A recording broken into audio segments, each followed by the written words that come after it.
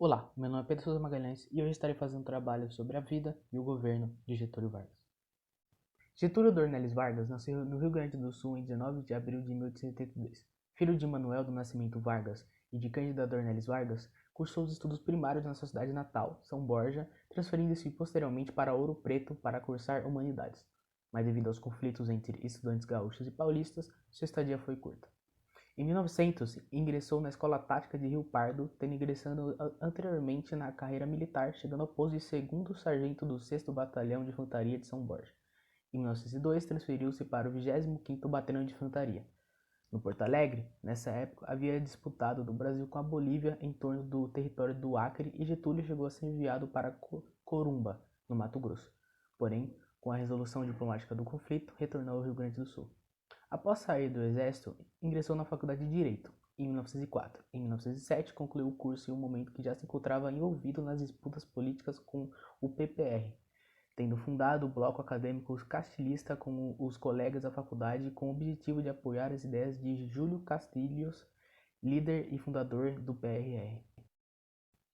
Em 1908, Vargas chegou a ser nomeado promotor em Porto Alegre, tendo o nome indicado para concorrer a uma vaga na Assembleia Estadual. Nesse período, ele retorna à sua cidade natal, constituindo o escritório de advocacia, mas em março de 1909 é eleito à Assembleia Estadual Gaúcha, encargo que ocupou até em 1913, 1907 e 1923.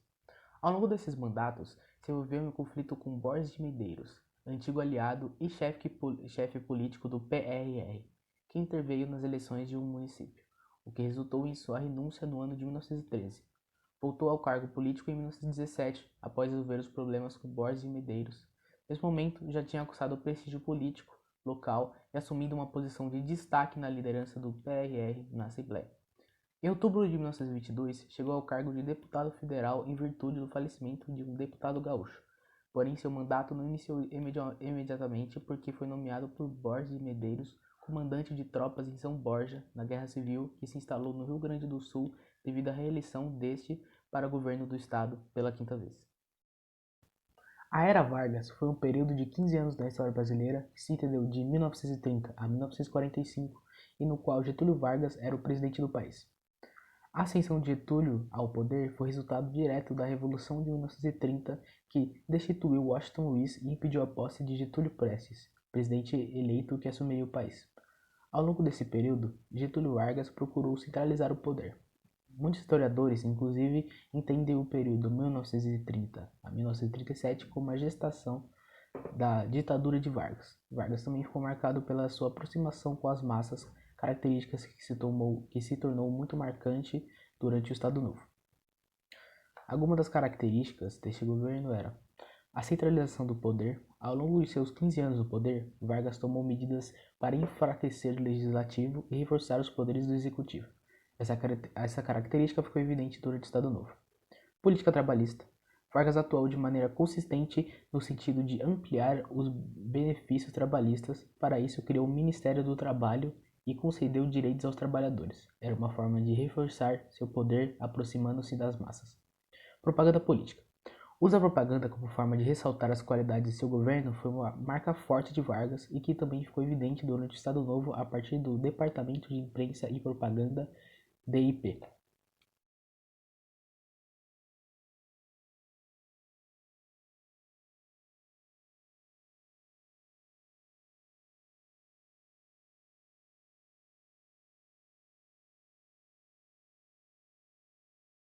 Fases da Era Vargas. O governo provisório, como o próprio nome sugere, deveria ter sido uma fase de transição em que Vargas rapidamente organizaria uma Assembleia Constituinte para elaborar uma nova Constituição para o Brasil. Getúlio Vargas, porém, nesse momento já deu amostras de sua habilidade de se sustentar no poder, pois adiou o quanto foi possível a realização da Constituinte. Nessa fase, Vargas já realizou as primeiras medidas de centralização do poder e assim dissolveu o Congresso Nacional. Por exemplo, a demora de Vargas em realizar eleições e convocar uma constituinte teve impactos em alguns locais do país, como São Paulo, que se rebelou contra o governo em 1932, no que foi conhecido a Revolução Constitucionalista de 1932. O movimento foi um fracasso, e após a sua derrota, Getúlio Vargas atendeu às demandas dos paulistas, nomeando para o Estado um interventor, governador civil, nascido em São Paulo, além de garantir a realização de uma eleição em 1933 para compor a Constituinte. dessa Constituinte foi promulgada a Constituição de 1934. Na fase constitucional, o governo de Vargas, em teoria, estendesse até 1938, pois o presidente não poderia concorrer à reeleição. No entanto, a política brasileira como um todo, o próprio Vargas, inclusive, caminhava para a radicalização, assim surgiram grupos que expressavam essa radicalização no nosso país. A Ação Integralista Brasileiro, AIB, grupo de extrema-direita que surgiu em São Paulo em 1972, esse grupo possuía aspiração no fascismo italiano, expressando valores nacionais e até mesmo antissemistas. Tinha como líder Plínio Salgado.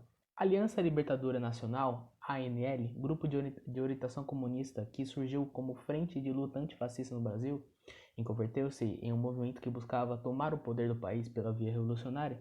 O grande líder desse grupo era Luiz Carlos Prestes. A ANL, inclusive, foi responsável por uma tentativa de tomada do poder aqui no Brasil em 1935. Esse movimento ficou conhecido como a Intentona Comunista e foi deflagrado em 3 cidades, Rio de Janeiro, Natal e Recife. Mas foi um fracasso completo após a Intentona Comunista. Getúlio Vargas ampliou as medidas centralizadoras e autoritárias que resultou no Estado Novo. O Estado Novo foi a fase ditatorial da era Vargas e estendeu-se por 8 anos. Nesse período, Vargas reforçou seu poder, reduziu as liberdades civis e implantou a censura. Também foi um período de intensa propaganda política e um momento que Vargas estabeleceu sua política de aproximação das massas. No campo político, Vargas governou a partir de decretos-leis, ou seja, as determinações de Vargas não precisavam de aprovação do legislativo, pois já possuíam a força da lei. O legislativo, por sua vez, foi suprimido e assim o Congresso e as assembleias estaduais e câmaras municipais foram fechadas. Todos os partidos políticos foram fechados e colocados na ilegalidade. A censura instituída ficou a cargo do Departamento de Imprensa e Propaganda, DIP, responsável por censurar as opiniões contrárias ao governo e produzir propaganda que ressaltava o regime e o líder. Para fazer a propaganda do governo, foi criado um jornal diário na rádio chamada A Hora do Brasil. Durante esse período, também se destacou a política trabalhista, destacando-se a criação do salário mínimo, em 1940, e a consolidação das leis do trabalho, CLT, em 1943. Os sindicatos passaram a controle do Estado. A participação brasileira na Segunda Guerra e o desgaste desse projeto político autoritário enfraqueceram o Estado Novo perante a sociedade. Assim, demandas por novas eleições começaram a acontecer. Pressionado, Vargas decretou, para o fim de 1945, a realização de eleição presidencial e em outubro desse mesmo ano foi deposto do poder militares.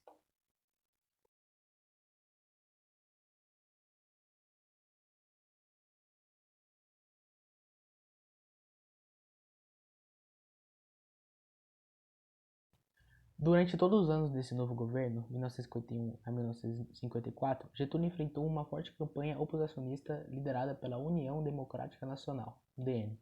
Em agosto de 1954, um atentado contra o líder oposicionista Carlos Lacerda agravou ainda mais a instabilidade política e as pressões sobre Vargas, que, não suportando a forte campanha oposicionista que atacava seu legado político, além de ataques pessoais, suicidou-se em 24 de agosto de 1954.